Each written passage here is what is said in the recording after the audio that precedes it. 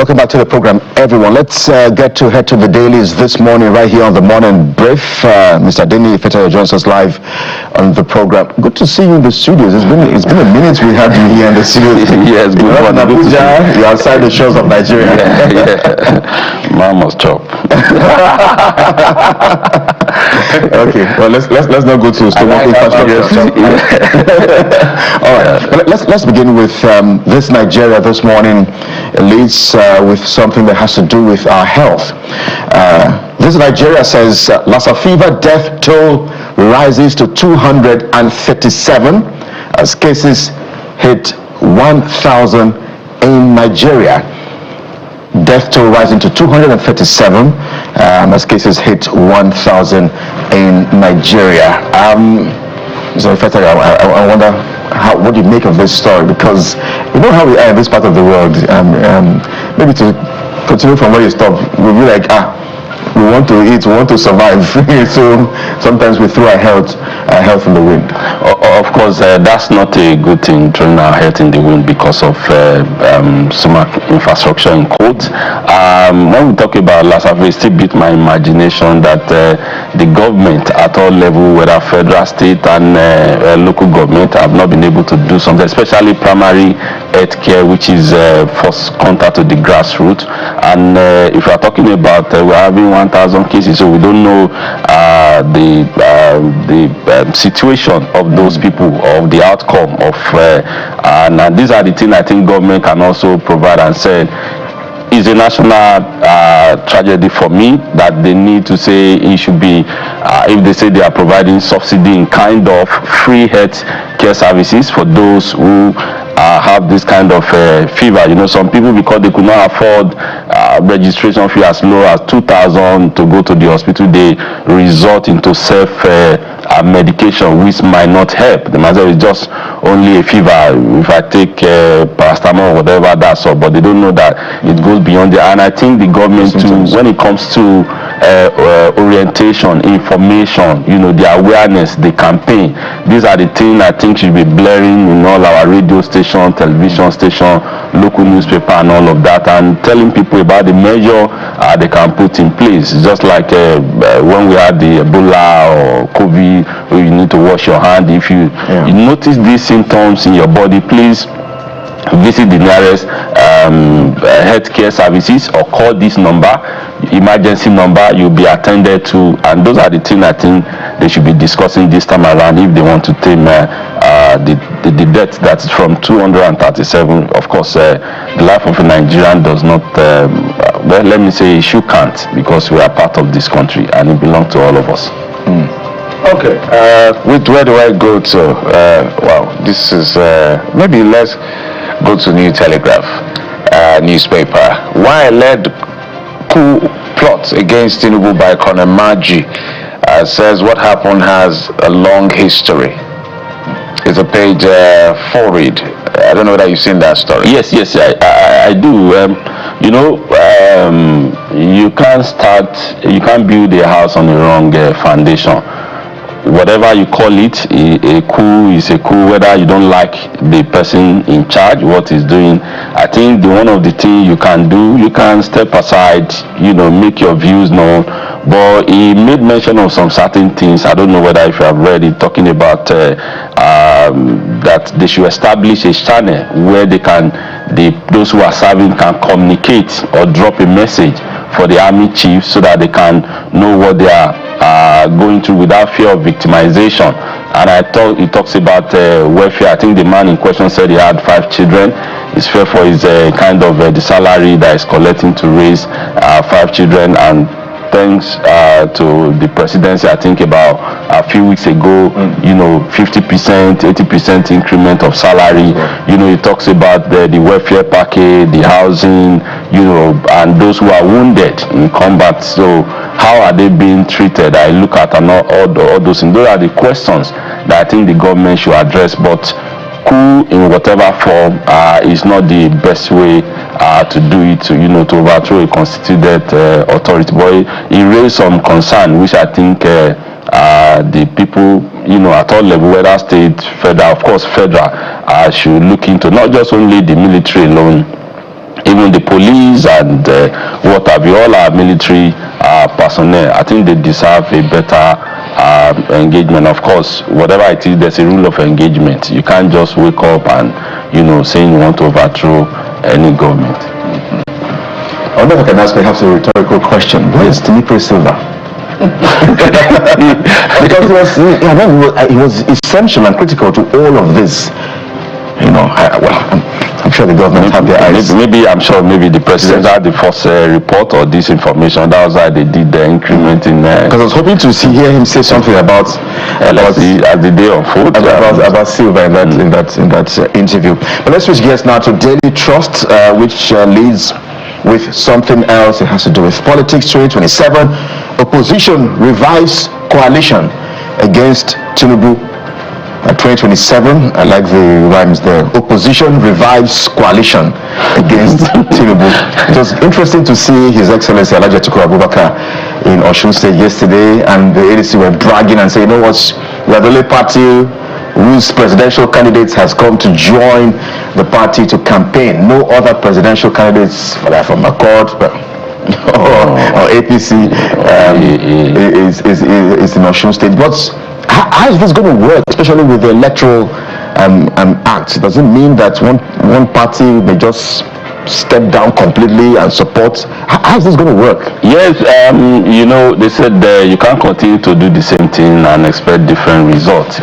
If they had come together initially and say form an alliance, this is the person we want to support, but you can't have two captains in the ship, and this time around opposite we have like 3 or 4. But going to Osun, talking about Alhaji Atiku Abubakar is a good omen, but I feel that just like it happens even in a state election, you will see that 2 days before the election this party will say we are lying behind this candidate. I think his vision align with our vision and all of that, so let our members support him. So if they can come together and do all that, but I know 1 or 2 that will not want to rule. Because I wonder who will step down for Atiku Abubakar or Atiku Abubakar. I'm just saying. So there are so many things that you have Atiku Abubakar do a 4-year term and then hands over to Peter Obi. Well, I think it's too late to do that. 8 years. I think it's too late to do that. But if they can step down and say, look, we see what Nigerians are going through, and we think we have a better agenda. Can we all come together and let's just collapse our structure and let's work for this man, just like what this Peter B is trying to do, that we do one tenor, then maybe they can, if it's not just about personal ambitions, that is about giving Nigeria a better dividend of democracy, better than what we are experiencing this time around. So why not? If it can happen during governorship election, you see some candidates stepping down. If they do it, it will be a good thing, and let's see how it will play. Let's say, I don't want to even say anything. It's their politics. They play how they want to play. Let's talk about what the Guardian is leading with. The Guardian newspaper: opposition kicks as states hike permits, tighten campaign rules. Page 6. This is not new, but it's a very shameful thing we always do every election. And this is not unique to any party. No. It looks like everybody takes their own dagger when it comes to elections. You see outrageous increment in terms of billboard permits and all of that, just to disenfranchise people, to silence people, because that's what it is. There's no other explanation to it. How suddenly during election season cost of billboard goes. It can increase, but the way it goes, astronomical. Literally, for smaller parties, you don't even have a chance. So it makes our elections even further expensive to run. Yes, of course you can see that. Just like in most of all the states, they want to be in charge. In fact, sometimes they can even say that if you give that spot, if you give it out, your license can be withdrawn. Some of these advertisers, they receive some calls from authority, and before you know it, they will act in such a way that they need to increase. Even in getting a form of some political party, whether House of assembly or House of Rep or Senate form or presidential, sometimes you need to break a bank, to be able to afford it. And it's alarming that because it will give so many people brilliant mind who does not have the financial muscle to participate, and it will shrink their voice, it will shrink their message, it will shrink their visibility. And visibility also play a role, like they say that who control the narrative control the minds of the people. But I think it's something that our National House of Assembly need to look at and review.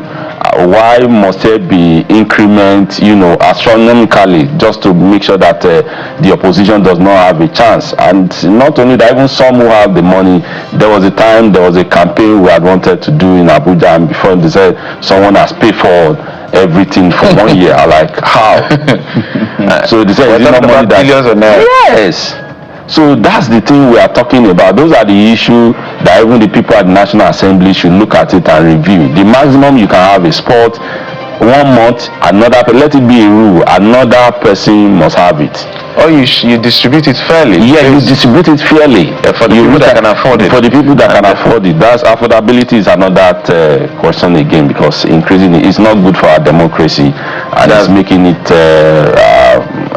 monetized. Like, is whoever has the money that can't, take the slot, or that can. That's why I said that we're still practicing juvenile politics. It's almost like kindergarten. I'm sorry. I think ahead of the elections some 4 years ago, we said that the highest bidder wins was going to win. Whether or not that statement came to pass, Nigerians would. They play a role. Well, let's just get now to the Nigerian Tribune. It lists with Osun State. NLC women demand free, peaceful poll in Osun. NLC women demand free, peaceful poll in Osun. Adeleke's wife leads women, warns against indiscriminate arrest, harassment. NLC advises against intimidation of workers, pensioners. NSCDC deploys 10,210 personnel tactical units. IPAC cautions against manipulation of election. Atiku Mark Aregbesola rally voters for ADC candidates. Osun States, we are only just few days away now. Matter of let's say maybe 3 or 4 days. Saturday. So it's a big day this Saturday, August 15. You can see the women rallying. In fact, they took the rally or the protest to the police office or police command in Osun State, and they're asking that they should allow them having free and fair elections. I wonder, perhaps we think these elections are going to be indeed free, fair and credible, with all of the events that have played out prior to August 15. Because now I think we should have that, because all eyes are on Osun State, and both the INEC, Nigerians are looking at them if they are really prepared to give, especially for 2027 general election. So this is like a test for them, that we are looking at you, how you handle this. Even the police and the stakeholder talking about the party candidates, the kind of statement they make, because sometimes they somehow shape the mind of their follower, of their party members, how they behave, how they react. And I also say this in asking for free and fair election in Osun State. If you are listening, if you are voting, if you are there, don't be allowed to be used by any politician to cause a kind of mayhem or steal ballot boxes. Whatever the politician or the candidates, whatever their children cannot do, don't be used, because I think the police, they are prepared based on what they are saying. Let's take them by their words, and they know that Nigerians and even international community, they are watching. So they should give us a better free, fair and credible election, because it shows that what is to come in 2027. And it's a good thing that the governor's wife going out, because the police, they play a critical role, in this election. So in as much we are still crying for state police, they say whether they will be used or not, but with the kind of personnel that will be deployed, I don't think that there should be a kind of ballot snatching or allowing vote buying and all of that. So those are the things that I think the police should put in question, whether it's from party A or party B. And I think this time of period, I think if some people were arrested for vote buying in the election that were held recently, I think this is how they should bring them out. What happened to Mr. A? If you try to do this, it's going to happen to you, so that they can serve as a deterrent. And I don't know whether, if my memory serves me correct, I don't think any of those people have been sentenced or have been punished. So those are the things they should put in the face of the people. Don't be used, don't engage in this, because the law will definitely caught up with you and you pay for it. Just before we let you go, I like your comment on what was that cleric's name? Jingi. That there were statements, very condemnable statements he made. In fact, some people are even calling for his arrest. The DSS should go after him as well. I said okay. And then I think the added to that is Shegumi, who I've interviewed. I've had a back and forth with him over some issues. So people say, why haven't they picked him up? Because they also reference issue of Shore is in court with the DSS as well over the issue of accusing the president of being a criminal. Do you think they should also pick Jingi? Yes, because if you are making that statement, so just like you said, because I was listening to you, Nigeria belongs to all of us, regardless of whether you are in party A or not party B, or religion A, or you are not in religion B. So making that statement, you are just saying that some people, they are more owners of Nigeria than others. No, Nigeria numbers. Yes, no, forget that's the argument. The argument, apart from having the number, because constitutionally, Nigeria belongs to all of us, every Nigerian. So regardless of your religion, background, or status, whatever it is. So I told someone while I was coming to the studio that I think DSS should even go after this and, call him, just like you said. Showore will make a statement, before you know it, he's back in court.